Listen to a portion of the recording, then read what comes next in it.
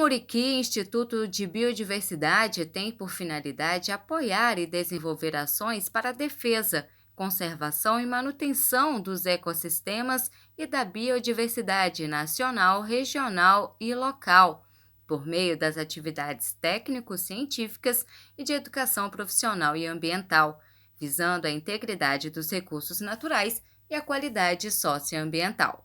Marcelo Neri, presidente da ONG Muriqui Instituto de Biodiversidade, falou do motivo de desenvolver atividades com os primatas. Primatas, a gente está numa região de Mata Atlântica, uma região muito fragmentada, e essa fragmentação da mata, ela impactou muito as espécies dependentes de ambientes florestais, como os primatas, né?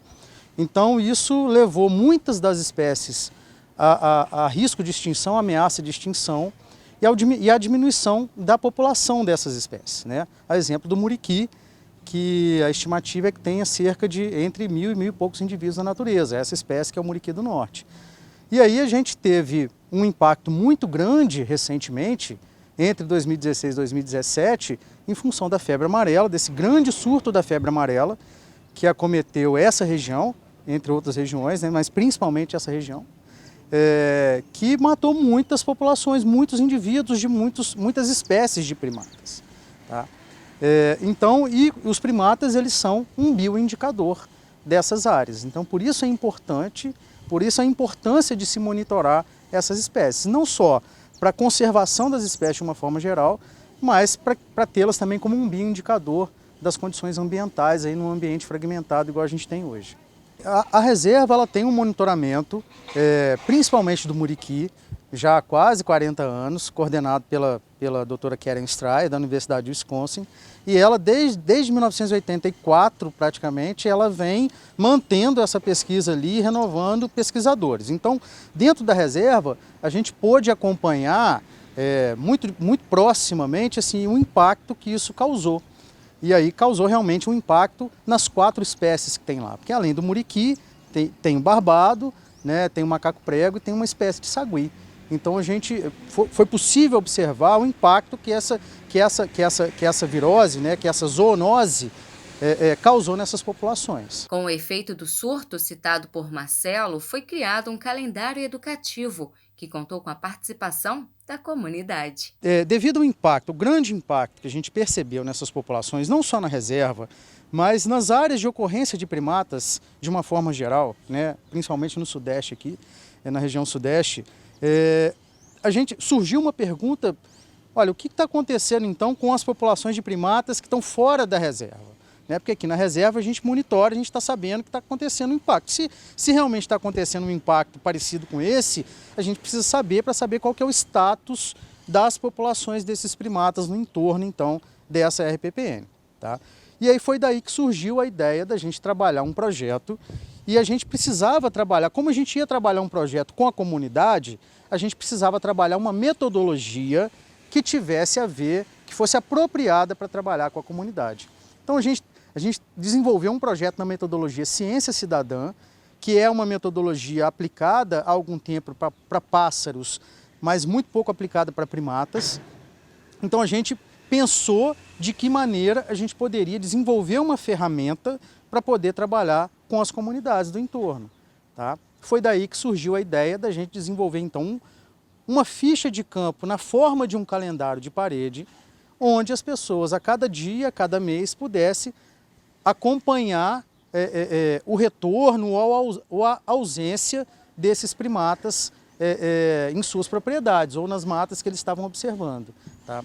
E aí a gente implementou isso, a gente conseguiu fazer então ter um panorama do que tinha antes, a partir de algumas entrevistas, o que sumiu depois da febre amarela e o que retornou ao longo, então, de 2 anos de projeto, que a gente está fechando agora, 2 anos de projeto com esses dados que a própria comunidade, que os próprios moradores ajudou a gente a levantar. Esses dados, a gente, inclusive, quando eu falo a gente, Muriqui Instituto de Biodiversidade, Projeto Muriqui de Caratinga, Preserve Muriqui, Rede de Ensino Docton, que foi a instituição que patrocinou essa ferramenta e que está junto, que acreditou no projeto desde o primeiro momento.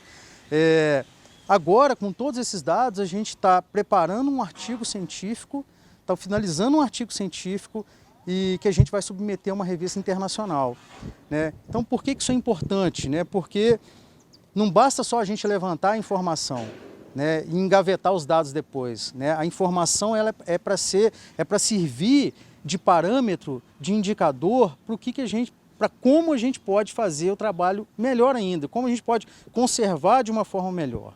Então, esses dados são importantíssimos em função disso, né? E é assim que a ciência é feita, né? A partir das observações, da coleta de informações, do processamento disso e depois analisando e transformando isso de uma forma que fica acessível para a população. Esse estudo ele foi um estudo preliminar que nos mostra agora exatamente o que a gente precisa fazer e onde, né? Então hoje, por mais que a gente tenha coletado dados de presença e ausência, hoje nós sabemos os locais onde a gente precisa fazer um estudo mais refinado, um levantamento mais refinado para saber de fato assim, o status daquelas populações.